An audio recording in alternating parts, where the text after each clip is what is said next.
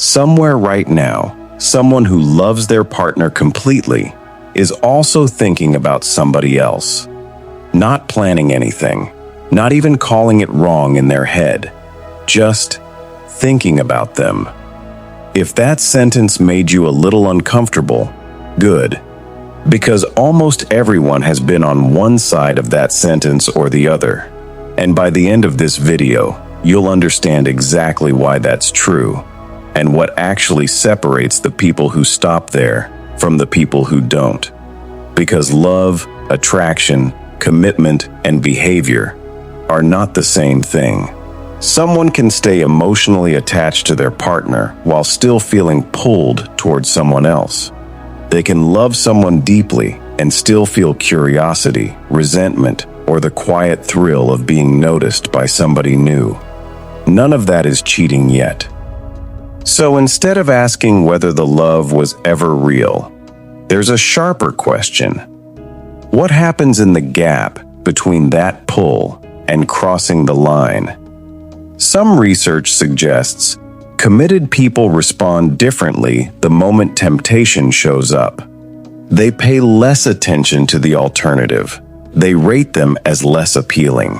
They create distance without even fully deciding to. Picture two people. Both feel that same pull toward a coworker. One notices it and steps back. The other finds reasons to stay late, to text just as friends, to feel a little more alive in that conversation than in their marriage. The pull started the same. What happened next didn't.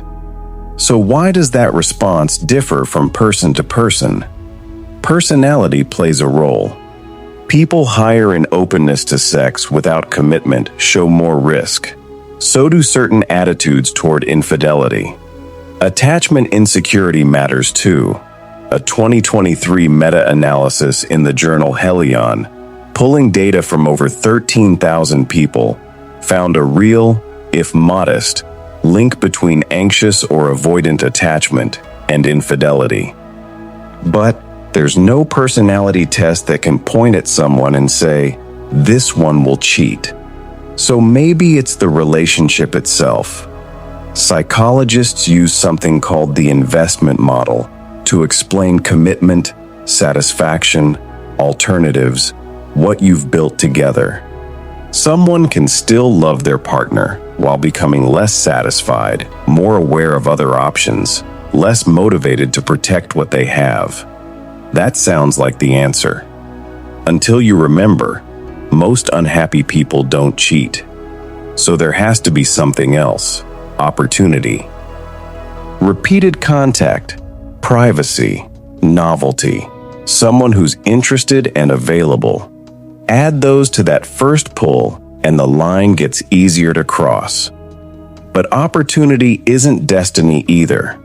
Plenty of people have every chance and never take it, which means no single explanation works alone. Now here's the part that should make you sit with your own past for a second. Researchers at the University of Denver followed 484 people through 2 separate relationships, tracking them for years. People who'd been unfaithful once were 3 times more likely to be unfaithful again in the very next relationship. 3 times, even after accounting for age, gender, and background.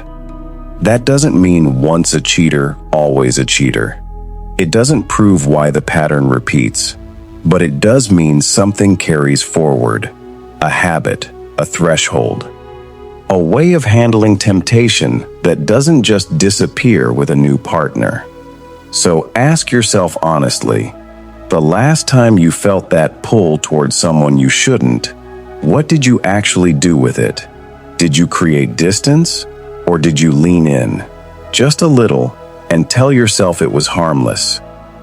That answer says more about you than any test could. And no, there's no cheater brain either. Reward and attraction systems light up in everyone.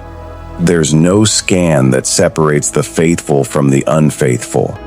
Even researchers don't always agree on what counts as cheating. Sex, emotional intimacy, secrecy itself, and in relationships where partners agree to other boundaries, none of this even applies. The only real line is the one both people agreed to. So can someone love their partner and still betray them? Yes. Affection can survive right next to a choice that shatters trust. Understanding that doesn't excuse it. What research actually gives us isn't an excuse, it's a warning. Because the moment that matters most isn't when the pull shows up. It's what you do in the 60 seconds after. If this helped you understand yourself or someone you love a little better, subscribe to Mind Archive. Understand your mind, understand people.